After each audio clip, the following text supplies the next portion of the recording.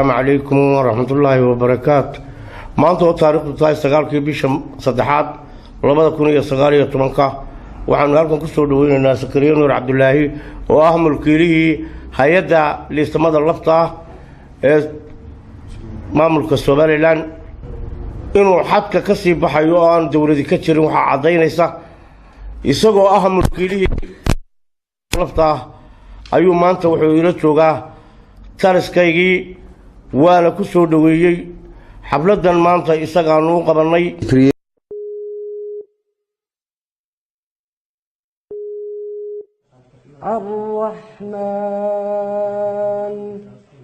الرحمن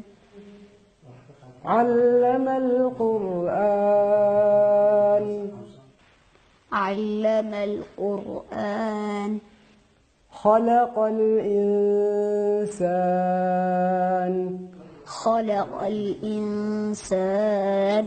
bishaaro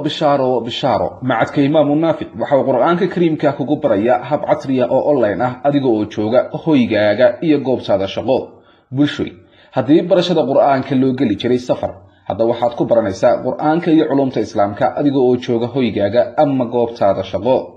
dugsiga online-ka ee barashada qur-aanka iyo culumta islaamka duruusta uu sida taxanaha u bixinayo waxaa ka mid ah barashada qur-aanka iyo higaada علومta shareecada tarbiyada ubadka iyo luqadda carabiga qiraa'aadka quraanka kariimka iyo barashada salaada isqoristu waa ay socotaa wixii faahfaahinaya intaasi dheer kala xiriir telefoonada iyo ciwaanada ku muuqanaya mar kasta iyo meel kasta bulshoy balanteenu waa macadka نور عبد الله وحنا قندراس له لسماد لفتا كاركا Somaliland ID card ويهي aqoonsigiisa runtii xukuumadii dawladda gacanteeda ku qabanaysa shaqada ama adeegii anigu aan qaranka u hayay waxay noqotay in uu dawladda la sheegay ay noqotay muwaadin qeyrka ah nin dhalinyaro ah oo ay hayb wadaagaan wasiirka wasaaradda gaadiidka iyo madaxweynaha maamulka Somaliland Muuse Biixi runtii markii arintaas aanu soo xaqiiqsanay cadeymahoodii iyo documentskoodii wixiiba aanu soo helnay kala hadalnay wasiirka wasaaradda gaadiidka runtiina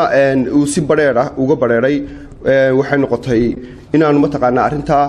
aanu warbaahinta Somaliland gudaheeda aan ka sheego horaan uga shaaciyaan u sheegay tabasho iyo cabasho uu gudbiyay madaxweynaha maamulka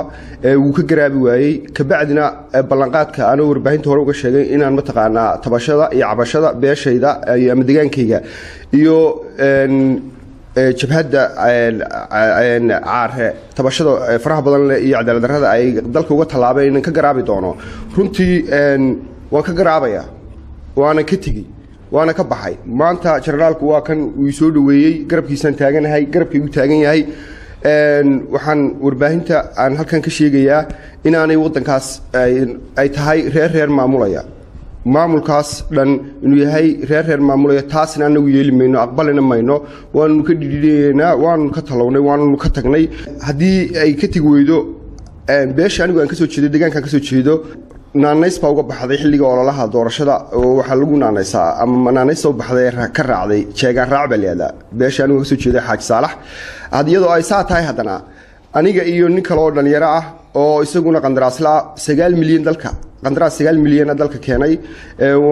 nin ajkayga oo aanu isku haybnahay oo aanu maadarnahay oo leeyahay Mukhtaar Bulbul laftigiisu taat mid lamid ah maanta qalabkii iyo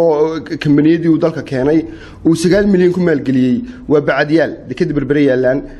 saasi leeg baa isagana ay uga dhacday marka runtii waxaan halkaas ay taas muujinaysaa in deegaanada kale iyo beelaha kale marka anagu aanu saacna laga yeelay ama qaabkaan loo dhaqmay in ay mataqaana iyaduna ay ka sii darantaan waxba u oolin marka runtii waxaan halkan ma shaqada ka bilaabayaa waxaan shaqadii ugu horeysay ama qandaraaskii ugu horeeyay waxaan u fulinayaa jabhadda dhammaan anigoo diiwaan gelinaya ciidamada jabhadda xuquuqul udirirka ah aqoonsiyo u sameynaya ka bacdina ina maamulkan oo aanu mataqaanaa maamulkaygii ah maamulka Puntland oo kaayagii ah oo aanu wax badan wadaagno inaanu mataqaanaa adeegii aan halka ka qaban jiray ana halkan aan ka qaban doono ayaan mataqaanaa rajeynaya marka waxaan leeyahay dhalinyarada kale iyo dadka kale iyo intii mataqaanaa jabhaddu waxay maamulkan jabhaddu wuxuu diyaar u yahay inuu soo dhaweeyo oo tabasho ama cadaalad darro tirsanaya iyo qof kasta oo arkaya qaabkay u socdaan maaha adigoo kaliya inaad wax tirsato marmarka qaar waxa kuu bannaan oo waajib kuga ah inaad ka dhiidhido ama aad diido hab u socdaan boobka dhaca cadaalad darrada awood sheegashada shaadhka maamulka ama dawladda la isu soo xidho waxaan ahay ninkii xilliga ololaha ku dhaartay ama dhaarta ku maray iyadoo dadka qaar ayaa banaayeen inuu Muuse bixiyo maamulka madaxweynaha Siinaay bedeli doono inuu noqdo runtii wax kale ugu maandaaranayn waxay ii muuqatay